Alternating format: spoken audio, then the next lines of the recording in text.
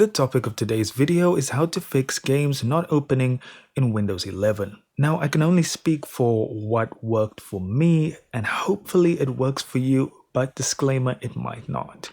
So the first thing that we're going to do is we're going to go to the taskbar and then go to search. From there, we want to search for services. And once you find that, you can just click on it and that'll bring us to the services tab over here. Now we're going to scroll down until we find Windows Update. And we are going to click onto that. And we want to make sure that our startup type is manual. If it is, you can just click out of here or you can press OK. And then what we're going to do is we're going to right click on that. And if the service is running, all you need to do is click on stop. If it isn't, you're perfectly fine.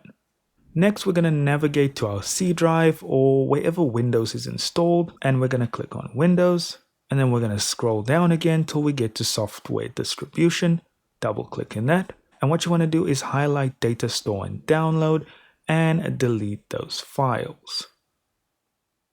And once you've deleted them, all you need to do is restart your PC, and that will hopefully fix your problem. Thank you so much for watching.